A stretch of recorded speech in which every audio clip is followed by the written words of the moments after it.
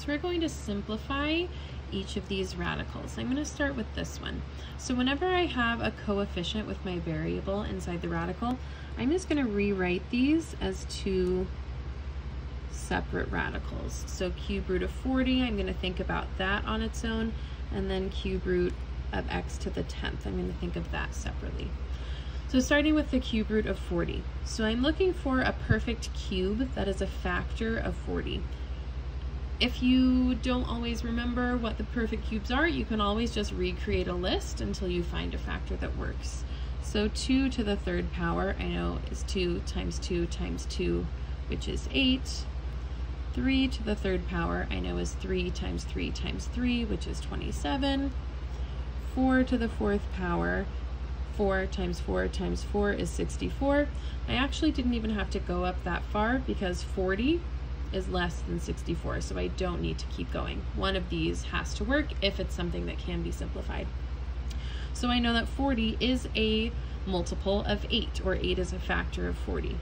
So I'm going to rewrite this as the cube root of 8 times the cube root of 5, since 8 times 5 gives me 40. And the cube root of 8, I know, is 2. So this is the same as just 2 times the cube root of 5. Okay, let me switch to a different color so we do not get confused here. So for the cube root of x to the 10th, now I'm thinking about how many x's I can remove based on this power, based on the root 3. So I'm going to think about this by, let me just erase this list and create some more space. I'm going to think of this by doing 10 divided by 3. So I know that 3 goes into 10 3 times, and then there's 1 left over, so 3 and a third. Again, that's because 3 times 3 is 9, which is almost to 10, but I have 1 left over, so 1/3 remains. So I can use this mixed number to help me write the simplified version of this radical. So the 3 here, the whole number part, tells me that I'm going to have x to the 3rd. That's what's been brought outside of the radical. And then I still have within the cube root just x to the 1st power. So x cubed times the cube root of x. So now let's put all of this together. So in order to put it in the right order, I'm going to start with the things that are outside of the radical. So 2x cubed, and then within the radical, the cube root of 5x.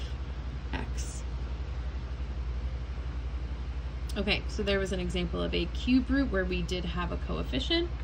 Now in this second example, we have 3 different variables, but we do not have a coefficient to deal with. So again, I'm going to think about each of these variables at once. If you want to write them separately, 4th root of a to the 7th, 4th root of b to the 22nd, 4th root of c to the 12th, you can, you don't have to.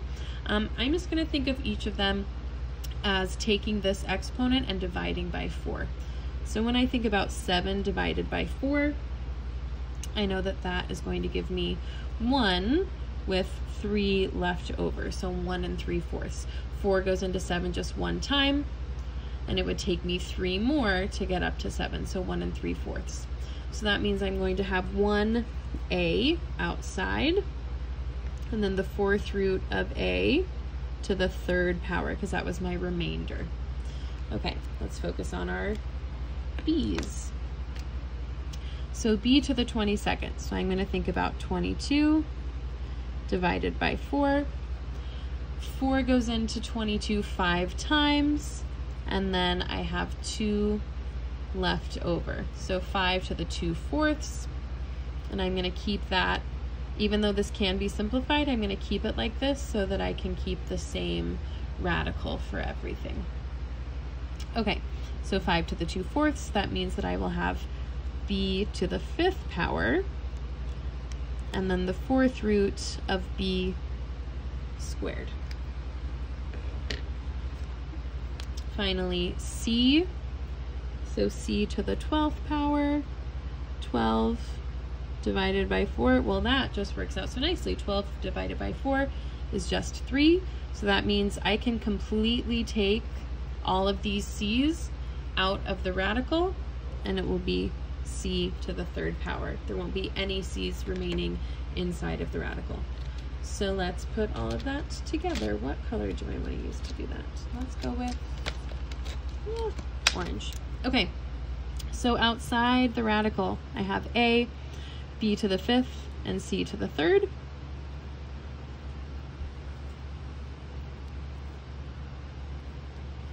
And then within my radical, within my fourth root, I still have a to the third and b squared.